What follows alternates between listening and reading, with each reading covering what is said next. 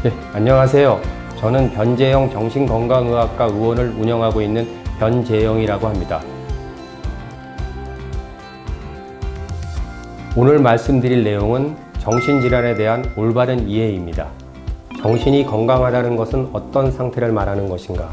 사전적으로는 큰 고민거리나 걱정거리가 없어 마음이 바르고 평안한 상태라 할 수 있는데, 구체적으로 이야기하면 정신적으로 건강한 사람은 자신이 무엇을 해야 하는지를 제대로 인식해서 인생의 목표를 자발적으로 추구해 나가고, 현실이 괴로운 것이라도 그것을 수용하고 환경의 변화에 적극적으로 적응하는 능력이 있고, 상대방의 입장에서 생각할 줄 알고 상대방의 요구를 이해할 수 있어서 대인관계를 지속적으로 유지할 수 있고, 자신의 능력의 한계를 현실적으로 수용하며 직업 적응을 잘하고 자신이 갖고 있는 능력의 실현을 통한 성취감을 경험할 수 있는 상태라 할 수 있습니다.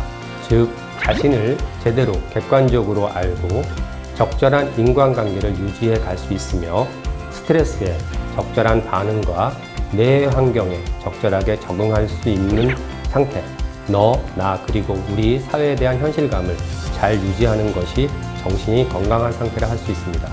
그럼 정신질환의 올바른 이해에 대해서 말씀드리겠습니다. 우선 개략적인 정신질환을 소개하고 이후 자주 접하는 정신질환에 대한 설명과 치료에 대해서 말씀드리겠습니다. 정신질환은 앞에서 이야기한 정신건강에 이상이 왔을 때 정신질환이 생기는 것으로 크게 정신발달장애, 정신증, 신경증, 정동, 기분장애, 성격장애 등이 있습니다. 간혹 정신질환하면 정신증과 같은 말이라고 오해하는 분들이 계십니다. 정신증은 그냥 여러 정신질환일 중 하나일 뿐입니다. 그러면 좀 개략적으로 정신질환에 대해서 말씀을 드리면, 정신발달장애, 이 정신발달장애는 지적장애, 자폐증 등 우리의 정신발달이 늦게 되거나 정체되어 있는 것을 말합니다. 다음, 정신증. 정신증에는 조현병, 옛날에는 정신분열증이라고 얘기했습니다. 망상증 등이 있는데, 이 질환의 특징은 현실감이 없는 것입니다. 조현병은 환각, 망상 등이 있고, 이 환자분들의 이해하기가 힘듭니다. 무언가 이상하고 믿기 어렵고 횡설수설하는 것 같고 어둔하고 감정에 공감이 안 됩니다. 그래서 그분들이 슬프다 얘기해도 우리는 슬픈 것 같지가 않고, 기쁘다 얘기해도 왜 기쁘지? 이러는 거는 감정에 공감이 안 되는 거라고 얘기합니다. 그리고 망상증은 망상이 논리정연합니다. 그냥 들으면 그럴 것 같습니다. 그러나 잘못된 믿음으로 시작하였기 때문에 현실감이 없습니다. 이게 조현병하고 큰 차이가 있는 것입니다.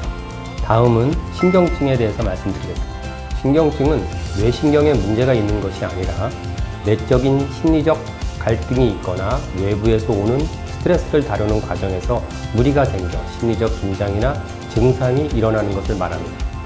신경증을 가진 환자들은 정신증 환자들이 보이는 망상이나 환각, 괴상한 행동은 보이지 않습니다. 그러나 일상생활에 지장을 초래할 만큼 불안정한 정서와 생활 태도를 보입니다. 이들은 현실 감각이 있으며 자기의 증상으로 인하여 괴로움을 느끼고, 이 때문에 증상으로부터 벗어나려고 애를 쓰게 됩니다. 신경증의 증상은 불안, 불면, 두통, 시민성 위장장애 등 보통 신경성이야라고 하는 증상들이 여기에 속합니다. 다음은 정동장애, 기분장애라고도 하는데요. 정동장애는 보통 우울증과 조울증을 말하는데, 기분이 너무 좋거나 우울한 증상이 보이는 감정에 기본적인 장애가 있는 질환입니다. 일정 기간 단독으로 나타나기도 하고 조울증과 우울증이 번갈아 나타나기도 합니다. 다음, 인격장애. 인격 또는 성격이란 일상생활 전반에서 드러나는 한 개인을 특정짓는 정서, 사고 및 행동적 성향의 총체라고 할 수 있는데, 이러한 인격이 지나치게 편향된 상태로 고정되어서 환경에 적응하지 못하고 사회적, 직업적 기능에서 심각한 장애나 주관적 괴로움을 가져오는 경우를 인격장애라고 합니다. 인격장애는 분류에 따라 다양한 증상을 나타낼 수 있으며, 대개 비슷한 인격을 지닌 장애끼리 3개의 군으로 묶어 나눌 수 있습니다. A군 인격장애는 이상하고 별난 것이 특징으로 편집적 인격장애, 분열성 인격장애가 여기에 속합니다. 비군 인격장애는 극적이고 감정적이고 변덕스러운 인격장애인데 반사회적 인격장애, 경계선 인격장애, 히스테리 인격장애, 자기애성 인격장애가 여기에 속합니다. C군 인격장애는 불안하고 겁이 많은 장애로 회피성 인격장애, 의존성 인격장애, 강박성 인격장애가 여기에 속합니다. 자주 접하는 정신질환에 대한 설명과 치료에 대해서 말씀드리겠습니다. 우울증에 대해서 말씀드리면 우울증의 평생 유병률은 약 10%로 꽤 높은 편입니다. 우울한 감정을 느끼면 우울증이라고 하는 것은 아닙니다. 슬픈 일을 당하거나 실패했을 때 우울하고 좌절을 느끼는 것은 정상적인 정서 반응으로 우울증이 아닙니다. 별 이유 없이 우울하거나 어떤 이유가 있어도 그 이유에 대한 정서 반응보다 심한 우울한 증상이 2주 이상 지속될 때 우울증이라고 합니다. 우울증이 생기면 우울하고 매사 부정적이고 자신이 없고 앞으로 잘 될 것 같지도 않고 무기력하고 잠을 못 자거나 계속 잠만 자려고 합니다.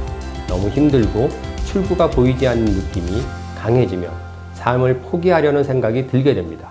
우울증이 생기면 마치 파란 선글라스를 쓰면 세상이 모두 파랗게 보이는 것처럼 우울증이라는 선글라스를 마음에 쓰면 모든 것이 우울하게 보이게 됩니다. 파란 선글라스를 써서 파랗게 보일 때에는 파란 선글라스 때문에 세상이 파랗게 보이는 거야. 원래는 여러 가지 색인데 라고 생각하며 세상이 파랗다고 믿지 않습니다. 그러나 우울증 선글라스를 마음에 쓰면 모든 것이 우울하게 보이는데 자신이 우울증 선글라스를 썼다고 생각을 못하고 세상이 모두 우울하다고 믿게 되어 힘들어하게 됩니다.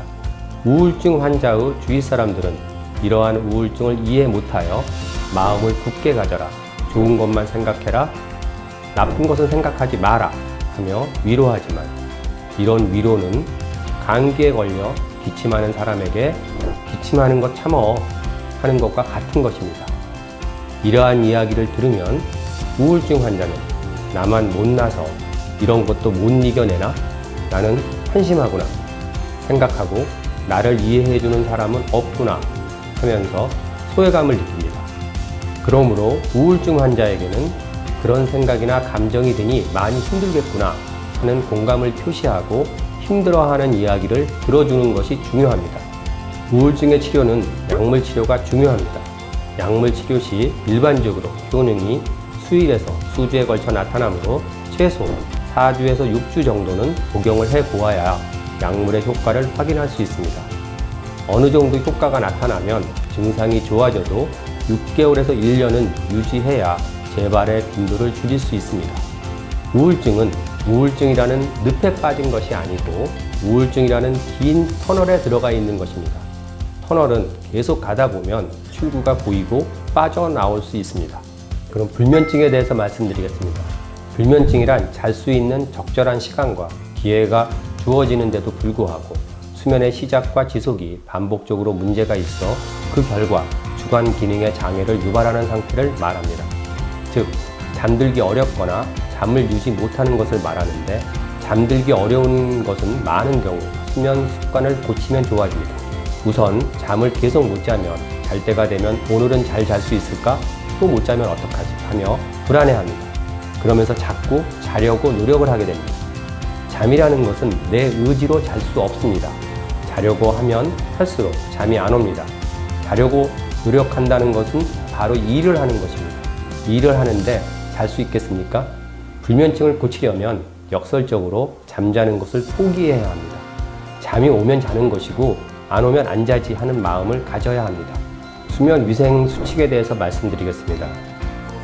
잠자리에 드는 시간과 일어나는 시간을 항상 규칙적으로 지키는 게 좋습니다. 아무리 적게 잤어도 다음 날에는 같은 시간에 일어나는 것이 좋습니다. 낮잠은 피하고 아무 때나 눕지 않습니다. 침실은 잠잘 때만 이용하고 책을 읽거나 TV를 보는 일은 다른 장소에서 합니다. 잠이 오지 않을 때에는 억지로 자려고 애쓰지 말고 일어나서 거실로 나와 다른 일 등을 하다가 졸리면 다시 침실로 들어가 잠자리에 듭니다. 오후 늦게 혹은 이른 저녁에 규칙적으로 운동을 합니다. 자기 전에 운동을 하는 것은 오히려 잠자는데 어려움을 겪게 합니다. 배가 고픈 상태나 과식한 채로 잠자리에 들지 않는 게 좋습니다. 배가 고파서 잠이 안 오면 따뜻한 우유 한 잔을 마시는 것은 도움이 됩니다. 그날 걱정거리나 내일 할 일에 대해서는 웬만큼 정리한 다음에 잠자리에 드는 것이 좋습니다. 술, 담배 등을 줄이거나 끊고 커피나 콜라 등 카페인 함유, 식음료도 끊거나 적어도 오후에는 피하는 것이 좋습니다. 침실의 온도와 소음의 정도를 적절하게 조절하시게 되면 도움이 되겠습니다. 불면증의 치료는 불면증의 원인을 찾고 그 원인이 있는 경우 이를 제거하는 것이 중요합니다. 그 밖에 잘못된 수면 습관을 수정하고 건강한 수면을 취할 수 있도록 수면 위생을 지키는 것이 중요합니다. 불면증으로 인해 낮 동안의 일과에 지장이 있거나 불면증이 장기화할 가능성이 있는 경우에는 약물 치료를 고려할 수 있습니다. 수면 유도제, 항우울제, 항불안제와 같은 여러 약물이 사용되고 있으며 이러한 수면제들은 내성과 금단 증상을 고려하여 사용하는 것이 원칙입니다. 공황장애에 대해서 말씀드리겠습니다. 공황장애는 특별한 이유 없이 예상치 못하게 나타나는 극단적인 불안 증상, 즉 공황 발작이 주요한 특징인 질환입니다. 공황 발작은 극도의 공포심이 느껴지면서 심장이 터지도록 빨리 뛰거나 가슴이 답답하고 숨이 차며 땀이 나는 등 신체 증상이 동반된 죽음에 이를 것 같은 극도의 불안 증상을 말하는 것입니다. 공황장애는 우리가 위험한 상태에 빠진 것이 아닌데 위험한 상태에 빠졌다고 착각하여 일어나는 현상입니다. 마치 병사들이 전쟁이 일어나지 않은 상태에서 훈련으로 전쟁이 일어났다고 비상을 걸면 큰일 났다, 이젠 죽을 수도 있겠네 하며 불안해하지만 전쟁은 일어나지 않았기 때문에 이 병사들은 죽지는 않지만 굉장히 힘들고 공포스러울 것입니다. 마찬가지로 공황장애가 오면 증상 때문에 고통은 받지만 내 몸에 이상을 초래하지는 않습니다. 공황장애의 주된 치료 방법으로는 약물 치료와 인지행동 치료가 있습니다. 약물 치료에 대해서 말씀드리겠습니다. 공황장애에 사용되는 약물에는 항우울제와 항불안제가 있습니다. 일단 공황 증상이 호전되면 재발 방지를 위하여 8개월에서 10개월가량 약물 치료를 유지해야 합니다. 유지 기간이 길수록 재발률이 상대적으로 낮아진다고 보고되고 있습니다. 인지행동요법에 대해서 말씀드리겠습니다. 공황 발작을 한 번 경험한 사람들은 다시 그러한 고통스러운 공황 발작을 경험할까 항상 불안해합니다. 그래서 위험하지도 않은 상황도 자꾸 피하게 됩니다. 나중에는 두려워하는 상황이 확대되며 그럴수록 두려움이 더욱 커집니다. 이러한 잘못된 생각과 행동을 치료자와 함께 알아내고 교정하는 치료를 인지행동요법이라고 합니다. 지금까지 변재영이었습니다. 감사합니다. 매년 10월 10일이 세계 정신건강의 날입니다. 이번 영상이 정신과 질환에 대한 올바른 이해에 도움이 되었으면 합니다.